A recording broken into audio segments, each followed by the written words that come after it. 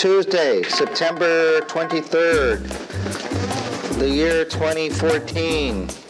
See what's happening in the news today. Klinghoffer. Who's Klinghoffer? Page 2. Who's Klinghoffer? You're looking in the Metro. It's in the AM. Did I? No. You said AM. All right. AM.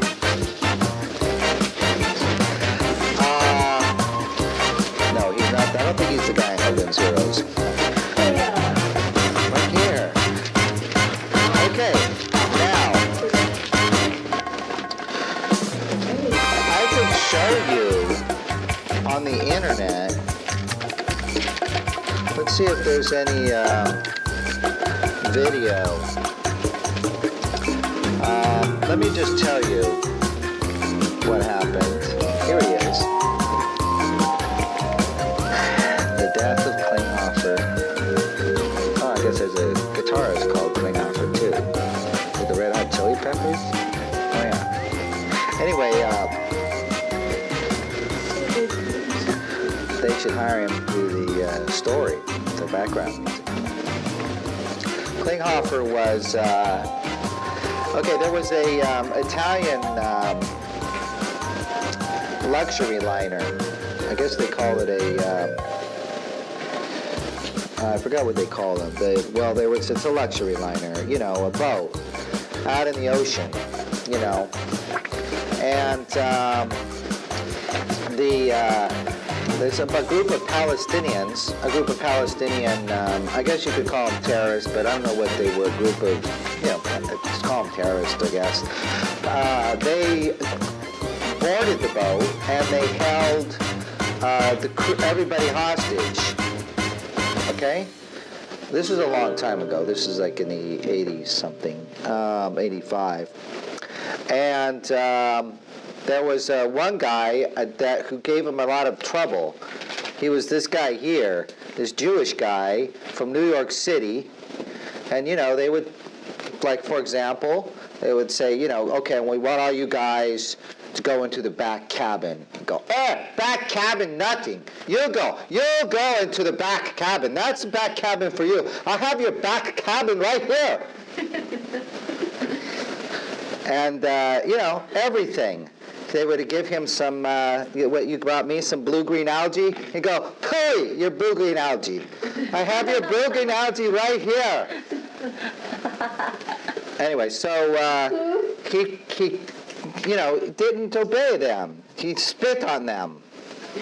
So, and their demands. For some reason, it seemed like the army didn't get there quickly. So there was a period of time where they had control of the hostages. And this guy was giving him trouble. So you know what they did? It's not like a movie. They don't just put up with him until, for, days on end. Or put him in some kind of a secret thing that he could escape from. They just shot him in the head and dumped him overboard. You're listening to the UnCommonCore Podcast with your host Thomas Howell. Finally, 2016 is over. That was a rough one. Looking forward to 2017, I figure the best thing to do is to purge the past and start out fresh. So in that vein, this episode is a montage of class recordings from the school I worked at that closed in 2016. We start in the middle of a conversation about Google Books and Authors Guild versus Google from an article called Education Supplement, All Your Basement or Belong to Us from the Village Voice, and end with a conversation about former Panama dictator Manuel Noriega's lawsuit against Activision for putting his likeness in Call of Duty. In 2017, I'd like to do more interviews. I may interview a past student or a teacher or someone who is knowledgeable about modular synthesizers. If you fall into any of these categories, write me at UnCommonCore Podcast at yahoo.com. That's all one word. UnCommonCore Podcast at yahoo.com. That's UnCommonCore Podcast at yahoo.com. Or call 415-287-4555. It's been a tough year Maybe the next one will be better. Enjoy the episode. Sorry about the sound. Like before, it is an iPhone. I'm Tom Howell, and this here is Q the Pug. He just farted. Happy New Year, everybody.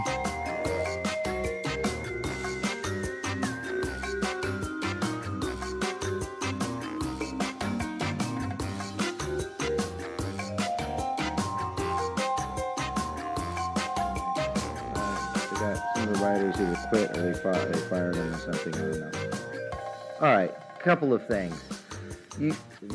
When I went to the library a while back, you do research or you look to see what's there, right? And your exposure to the world is limited to whatever was in that library. Your research was limited in that library. But nowadays, the libraries really compete with the internet. Really, people could go on the internet for all kinds of things, but should they have to go down to the library to see what else is available? It's like, are there going to be some books that you just have to go and see in person and in that particular library? Seems goofy. A while back, I was doing when I was in college, I was doing a PowerPoint project. And, I said, wow, it's really great because you can, back then the internet wasn't it was the early days, right? It was like around the 90s. 90s. And the thing I did was I showed that you can do presentations and link files, and you can even order information from other libraries through the internet by typing a request online and having them send it to you. And I showed how I got this obscure information through the internet by, requesting it from other libraries in the world via the internet. But what they're saying now is a quantum leap from that. You should be able to get the actual articles online on your computer. Yeah. You know what I mean? So in the past, you could get it. You still, as long as going back from when they first started putting things online, you could query a library and go through some paperwork and have them send the material to that library if they agree. The actual book or videotape or whatever it was back then. So I think that already existed. So the only thing this is doing is linking that digital material so it pops up, really.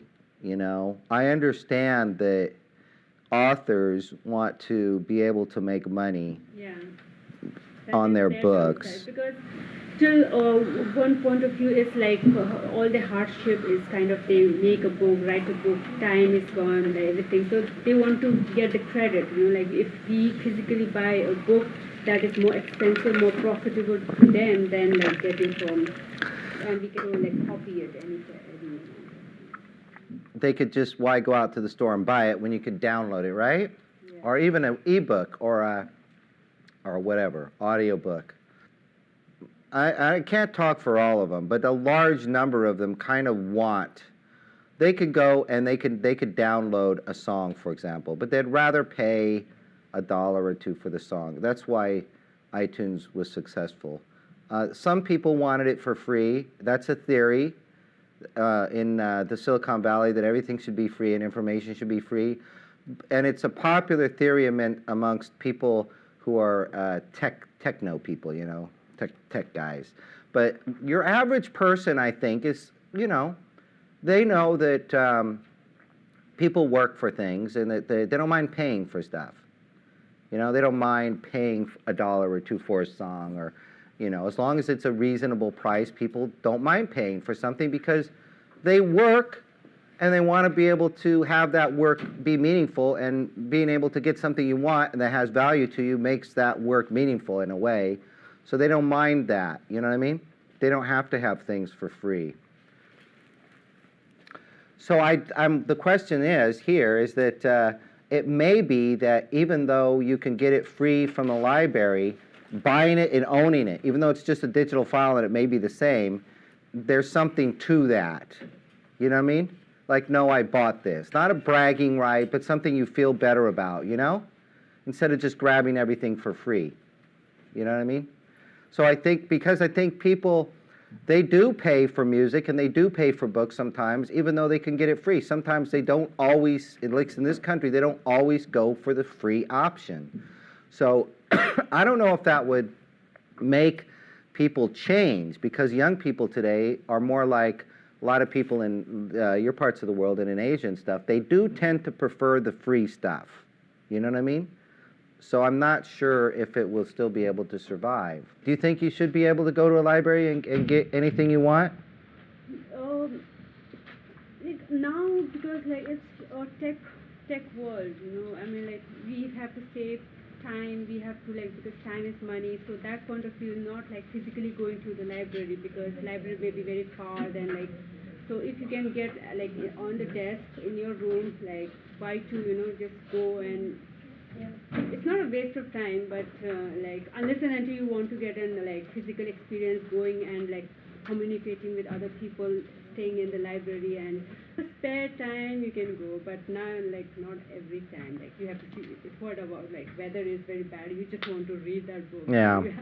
You can't just wait for the weather to get okay. All right. But I would prefer that getting access to all the books through the internet would be better.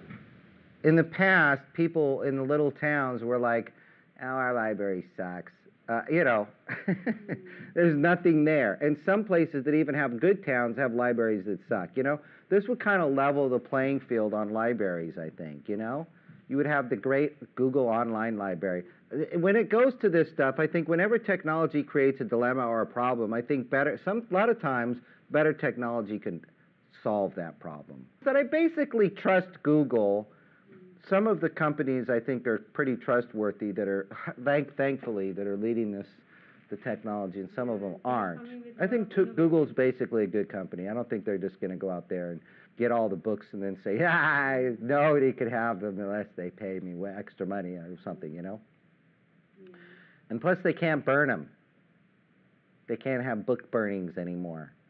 I missed that. If they do this digitally, I don't know how I don't think they're going to be able to do the CDs or the videos or stuff like that. I just think that'll be off limits. But the books, I could see them doing that. But the library has the CDs, the physical CDs. But I don't know, CDs are almost obsolete, It's funny because, every time they invented, oh, but by the way, one of the Everly Brothers died today. Don't let me forget this.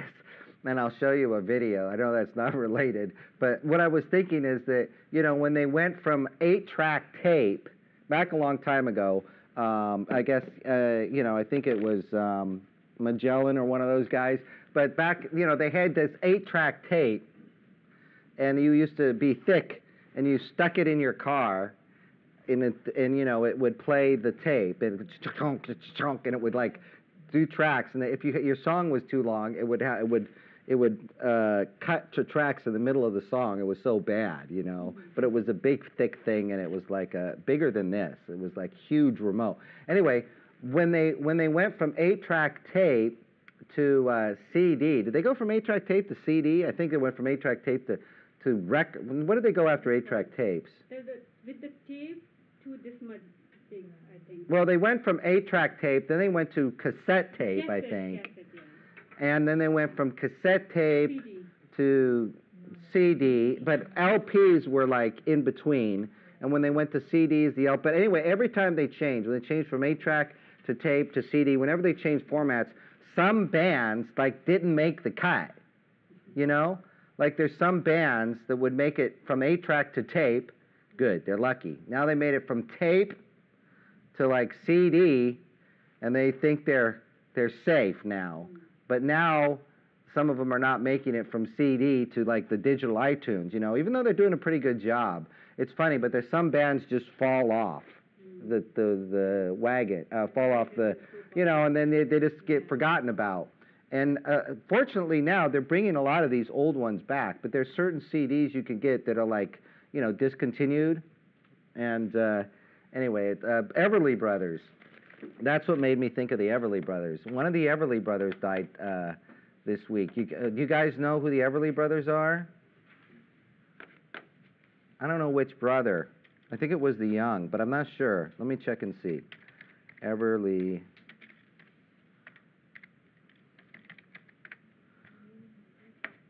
What's the news? Yeah, here it is. Everly Brothers song sales up 696. That's weird. 696. Be a good name for a band. 696% following death of Phil Everly. You guys don't know who the Everly Brothers is, no doubt. This is a good one. Let me turn it up here a little bit.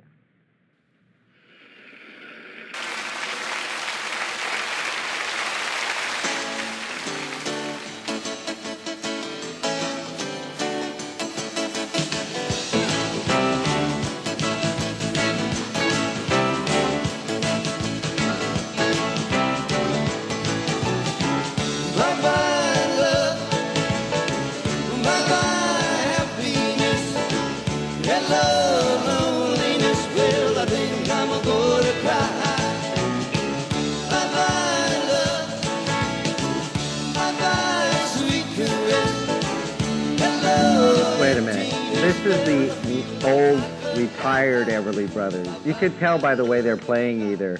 Let's get the original version here. What is your name? Don Everly, age 20. Only a 20-year-old would say his name in the first place, huh? This is better. This was before they hated each other. How about you? What's your name? Phil Everly, I'm 18 years old. Will both of you please smile? 18, 20. I think Pat Boone is old enough to be their grandfather. They have a wonderful record, Bye Bye Love. Sing.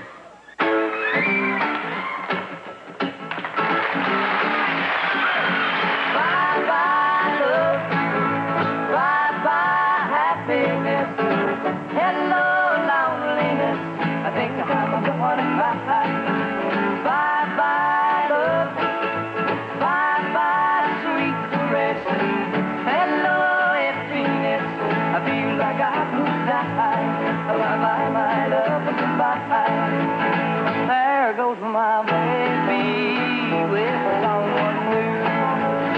She sure looks happy out of her and blue. She was my baby. She stepped in. Goodbye to romance that might have been. Bye bye love. Bye bye sweet caress. Hello.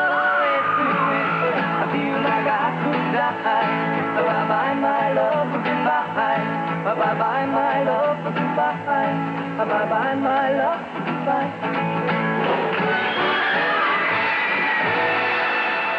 Yeah, they don't actually look like they're 18 and 20. They look like they're 37 and 40. I mean, the way their haircuts and everything are. They were like that back then.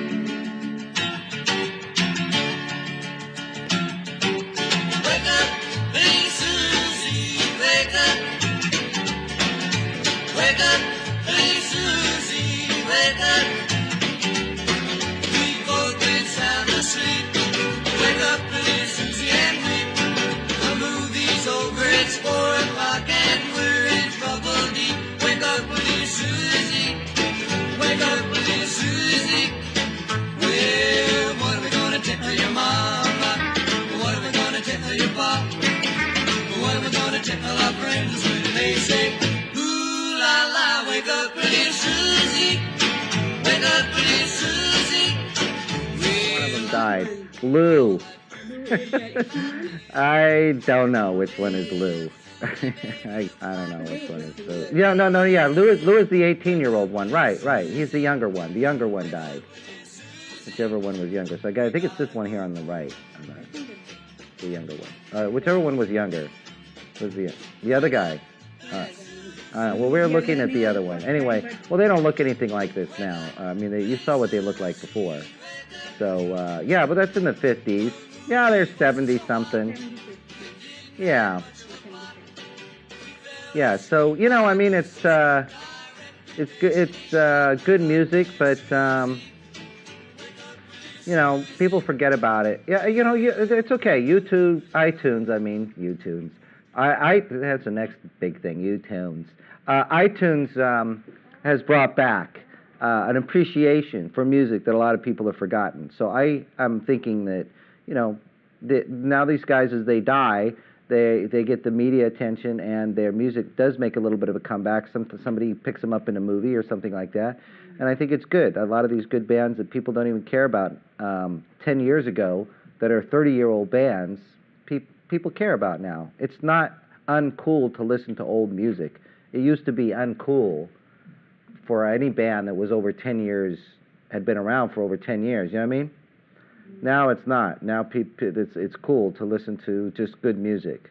That's one thing that's good about the new generation of people, But these guys suck. No, but so anyway. What do you guys think? You like those guys? We got to hear after one of them died. Yeah. So they always sound better when they're gone. I mean, look at Michael Jackson. He was so great, but when he's alive, it's like, it's disgusting. Guys, there's something weird about it. Look at his hair. Look at his nose.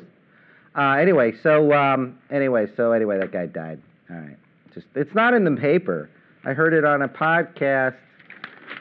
The art critiques are often written kind of weirdly. It's just, trying to describe what's going on orally, what's going on visually takes a little bit of a stretch of the imagination, so they tend to write in a strange way, difficult to understand sometimes. Okay, and then they got the film here. Let's see, Pucum High, what's that? They've got Return to Nukem High, Volume 1, and then they have Hamlet. What's this Hamlet stuff? That's not any good. Nah, read the Nukem High. And here we got some background noise from our neighbors. The next door are oh my God, it's heaven. Okay, return to our workout neighbors. What the fuck is that called? The gym over there. All right, Return to Nukem High. Go ahead. You got a background noise.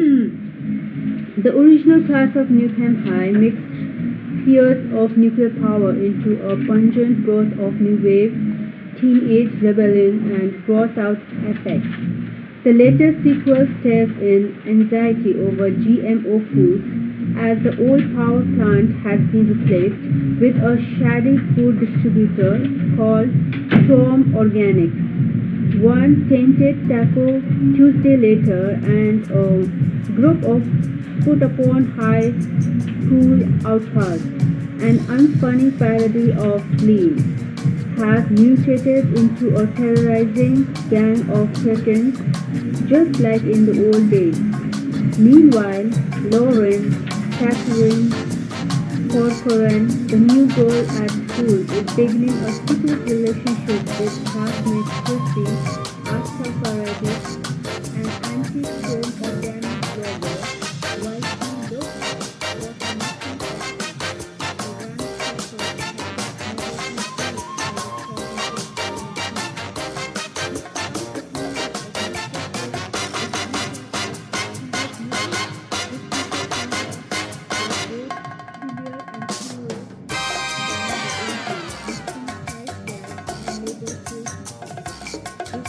Labored puns. With a vicious assault on a sex ed teacher and girl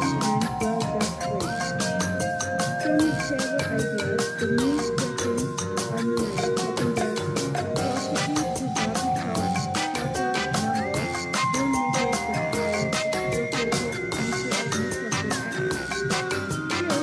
numbers, don't negate the power associated into a new separate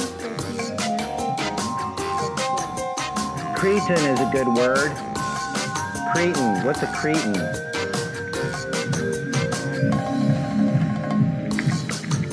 Where's the picture showing? Here, a stupid person. If you look it up here, see? Cretin. Yeah. But I don't know. These days of political correctness, they can still say Cretan. I guess I don't know if the country of Crete still exists, but it came from Crete. Urban Dictionary says a person that is brainless, stupid, childlike, full of pointless information that makes no sense and appeals to other Cretans. All right. Let's see if we could find this movie. What's the name of the movie? Nukem High?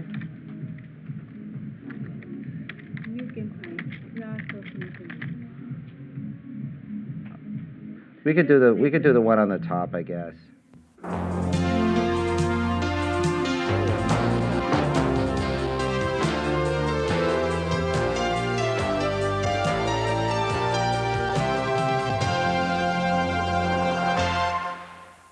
Tromaville is threatened for the third time by 3 times the evil. I can rule everything! Let's do it!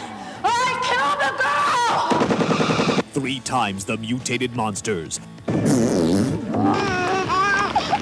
Somebody get me a Kleenex. And 3 times the nuclear meltdowns.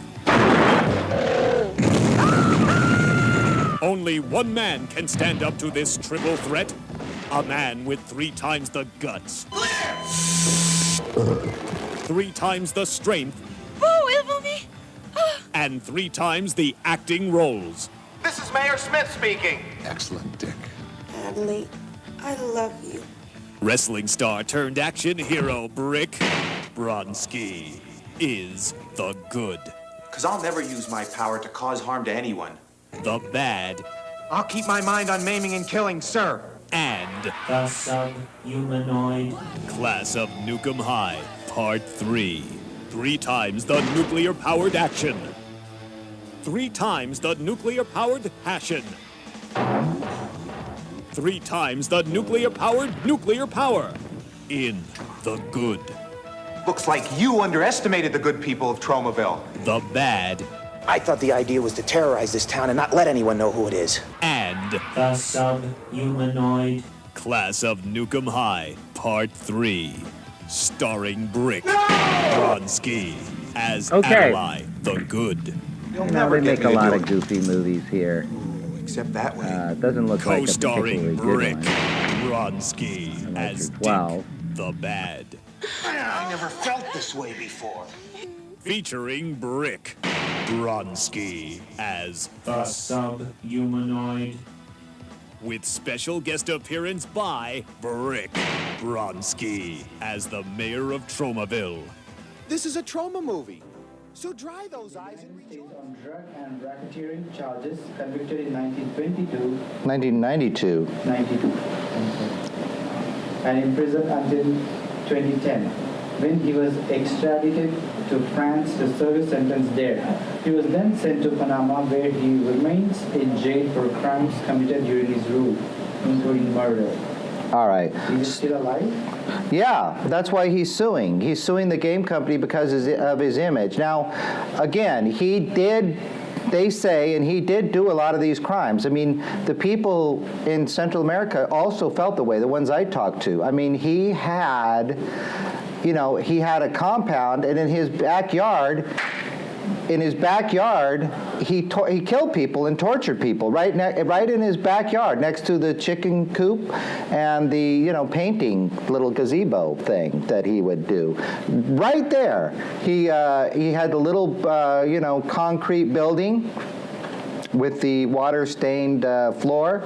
And he tortured people and killed people there. He's not the only person that does this, someone else pointed out. It's true. So he didn't come up with the idea. I don't think he did, at least. But, so yeah, he's a bad guy. Now he's suing for rights, basically. He wants a cut. I don't think he wants him to stop making the game. He just wants a cut of the profits, which is kind of tells you about him. I mean, I don't think he's saying stop this game. He's saying he wants a piece of it. I went to all the trouble to go and do all of this stuff and create this history. I need a piece of it. And he is a historical figure. He's not saying, I don't think he's saying, this is really offensive to me, stop it. I think he's saying, I want a piece of it. I think that's what he's saying. I may be wrong about that, but But let's just assume I'm right. So what do you guys think about that? Do you think he deserves a cut because anybody else would get a cut, even though he's in jail and he's a criminal? I mean, do you think people like this, like the parents of Osama bin Laden or Charles Manson, or anytime they make a video game or a dramatic piece, do you think, like a regular person, they should have rights to their own story and get a piece of the action, or at least sign off on it? Huh? Yeah. Yes? Yeah, I think so. Really? Okay, yeah, I get different people with different opinions on it. So what's your argument for giving him... He what? He has still have his rights. Okay, so he doesn't give up his rights even though that's his story. Yeah, even though someone considering him as an outcast, but he's still human and have his own rights. All right, well, that's the argument. What about the fact that he, killed people and he's a very bad guy? Yeah, they still have the rights to refuse or to even though. You don't think he gives up his rights when he mass murders people? It's a different story. All right, well, that's an opinion. That's his argument. Mm-hmm. And what do you? Who thinks he should not get anything? What? I think they can make it after his death. Like Hitler's one like that. They can make the game after his death? Well, no, they have to make the game now. Just assume, they can't wait. I mean, make it funny. A movie they could wait till he dies. Okay, that's a point. But the game, this kind of... They make it fun of him like that. Okay, say a little bit louder. Say it again. I think they are like making fun of him like that, so Oh, so you agree with them? You think he should get a cut of it? No, not the part of it. I think the game shouldn't be made like that. Oh, you think a game shouldn't be made like that? Yeah. Oh, all right. Well, what do you think, Sarah? Yeah, I'm against those games. I don't think that's supposed to do anything like that.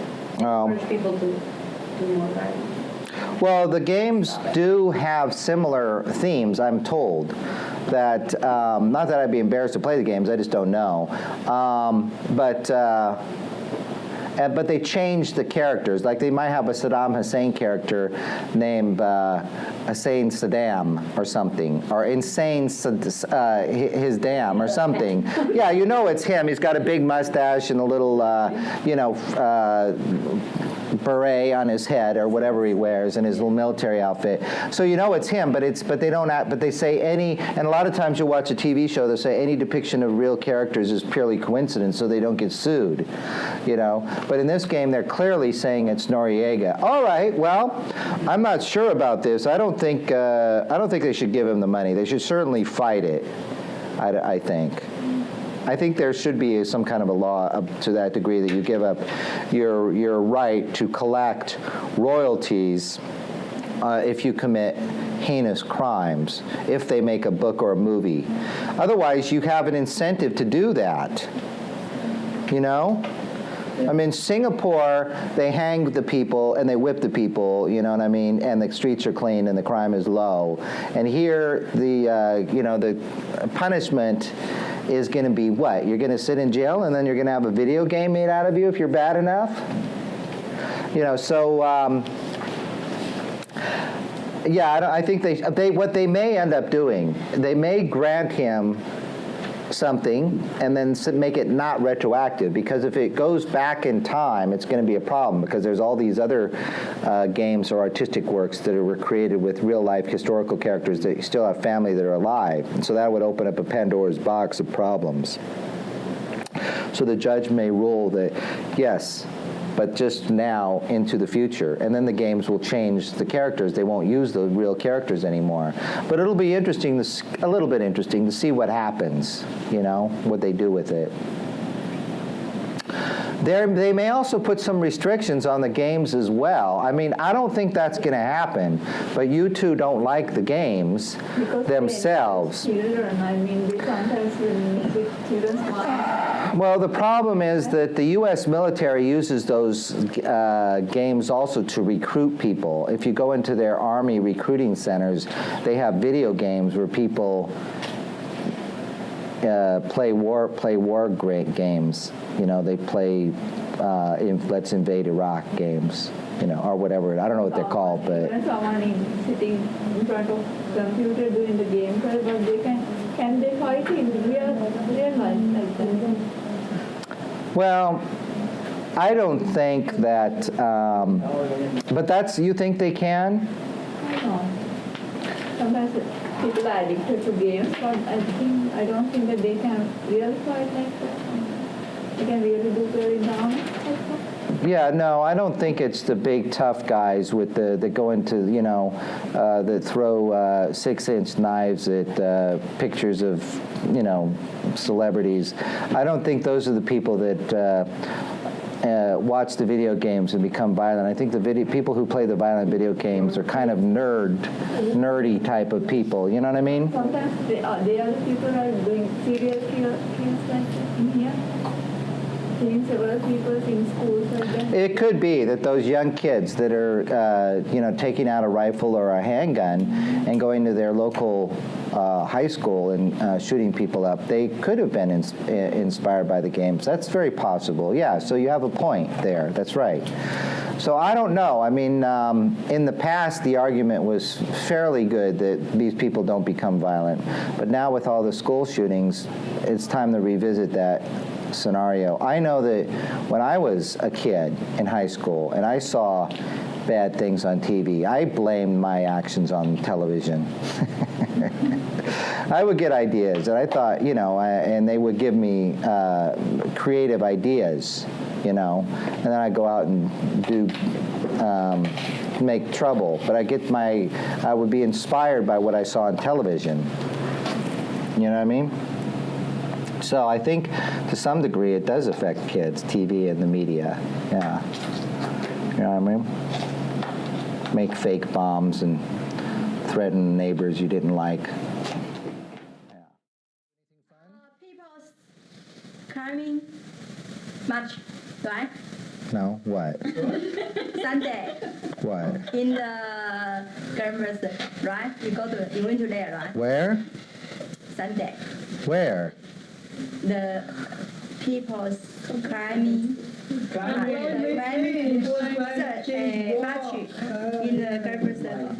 The wall? Climbing? Oh, the climate march. Yeah. Oh, I thought you said climbing a wall. I'm thinking, what are you talking about, the wall climbers? I probably should climb some walls, but no, Did you cut your hair? Oh yeah, I did cut my hair. That was like that was from last time I saw you. Yeah. So that's why you seem to be. I don't seem so weak. Yeah, because you cut your hair. I don't seem so weak. What do you mean? I'm usually weak and frail.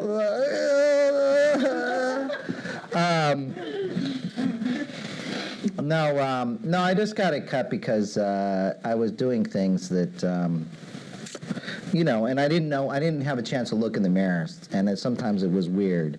So I mentioned last time I was going to get it cut. I wanted to try this place.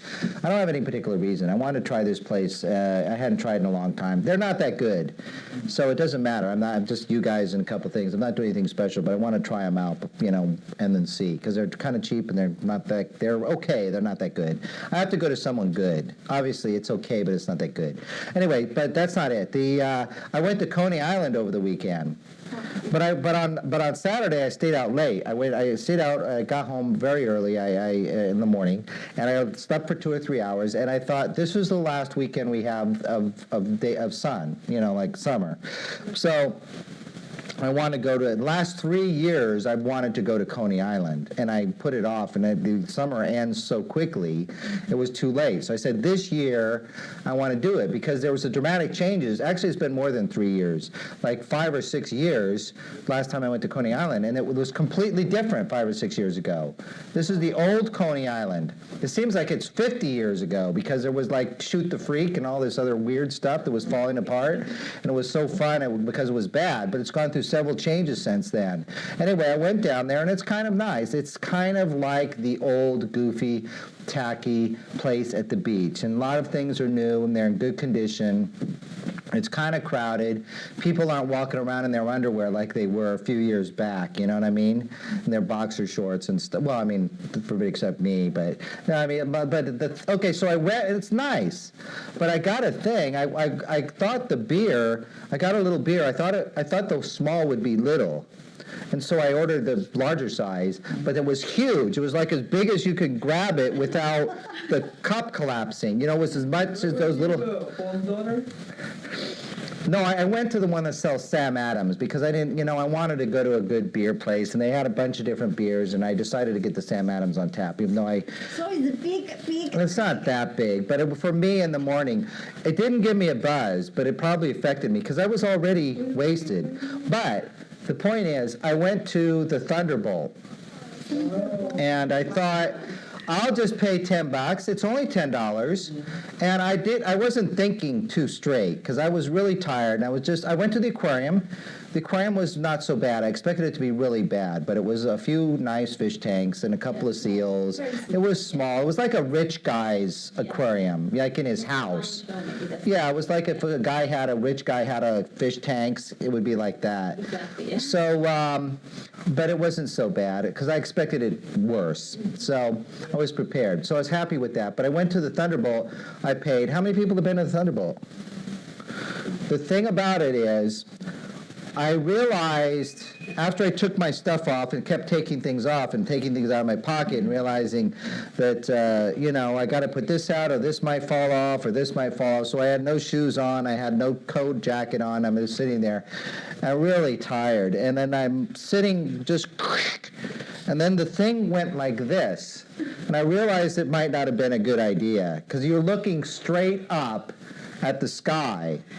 And other roller coasters aren't so dramatic. You're at an angle, and you can see the track in front of you. This one, you just see the sky, and just sitting there. And I'm like, this is not such a great idea.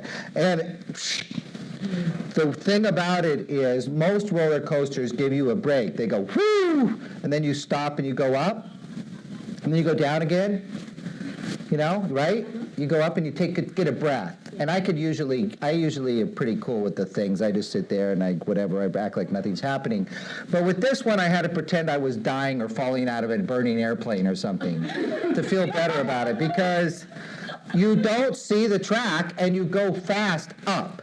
So instead of going like that, it goes, the speed you're going up is as fast as the speed you're going down with these new ones. So going up at a high speed is kind of rough, especially when you turn back around and you go down and you can't see the track. You just see sky and you see this stuff. So you don't get a break. So it was a little rough, but it was okay. It ended just at the right amount of time where I would begin to think, this is kind of a scary roller coaster. Then it ended. You know what I mean? Because usually they're not scary to me. But I was thinking, this one's a little scary. And then it ended right there. I was just thinking that this one, if it keeps going a little more, this is a little scary because I'm kind of tired of it.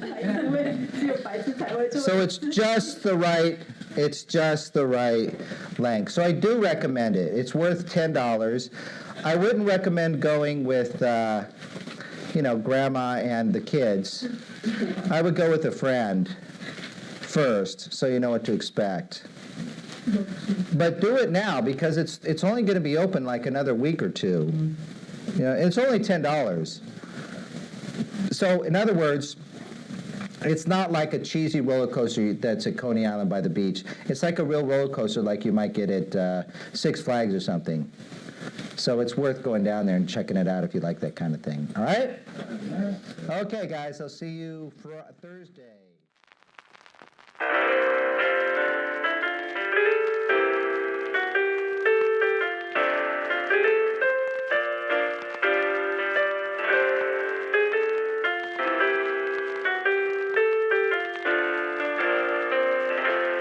You've been listening to the UnCommonCore Podcast with Thomas Howell.